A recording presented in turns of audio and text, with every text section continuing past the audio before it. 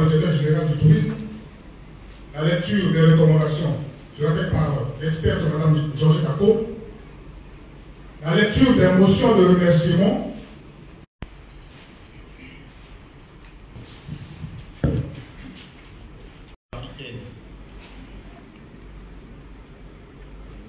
Du mercredi 17 au vendredi 19 juillet 2024, s'est tenu dans la salle de conférence de Ubangui Hotel un atelier national de validation de la politique de développement du tourisme en République centrafricaine 2025-2031.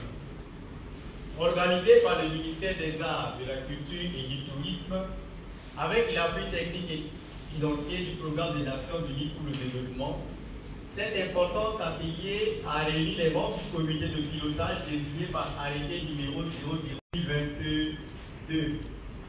Les représentants de certaines des organisations de la société civile et les opérateurs économiques du secteur tourisme, le document de l'orientation stratégique du secteur tourisme, ainsi que le projet de la politique de développement du tourisme en République centrafricaine. De manière spécifique, il s'agit de ministre des Arts, de la Culture et du Tourisme, aux côtés duquel on notait la présence du docteur Dominique Malo, représentant.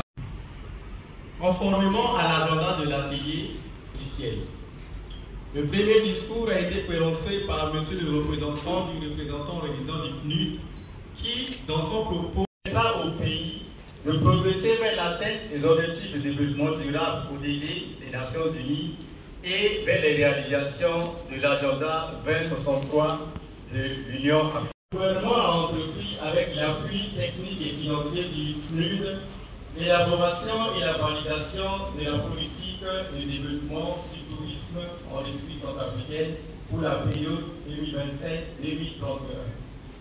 Madame la ministre a rappelé que le processus a été lancé en 2022 et s'est traduit par la collecte des informations auprès des parties prenantes du secteur tourisme, qui représentent non seulement les ministères sectoriels, mais aussi les organisations de la société civile, les opérateurs et du tourisme dans le pays. Les dysfonctionnements fréquents constatés dans la gestion de l'eau et de l'électricité, voire leur quasi-absence dans certaines parties du pays, pénalisent gravement les activités de conditions d'entrée sur le territoire national pour les visiteurs restent compliquées et peu incitatives. Conduit à 16h30 selon l'agenda de l'atelier. La journée du jeudi 18, cette journée a été consacrée à la de la population centrafricaine.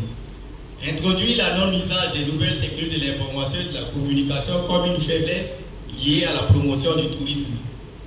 Faire une précision sur le montant de la taxe de développement touristique sur les billets d'avion et les bénéficiaires. Ajouter le site de Zingal comme un potentiel touristique à valoriser.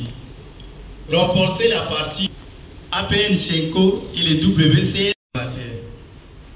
Les éléments de réponse ont été apportés par le consultant et le président de la séance pour répondre aux préoccupations soulevées par les participants, ce qui a permis de suspendre les actions. Motion de remerciement à l'endroit de son Excellence professeur Faustin Archange Touadéra, président de la République, chef de l'État. Nous, participants à l'atelier de validation de la politique de développement du tourisme de la République centrafricaine, adressons nos sincères gratitudes à son Excellence professeur Faustin Archange Touadéra, président de la République, chef de l'État, pour sa clairvoyance à la valorisation des potentialités touristiques du pays. Faite à Bangui le 19 juillet 2024, les participants.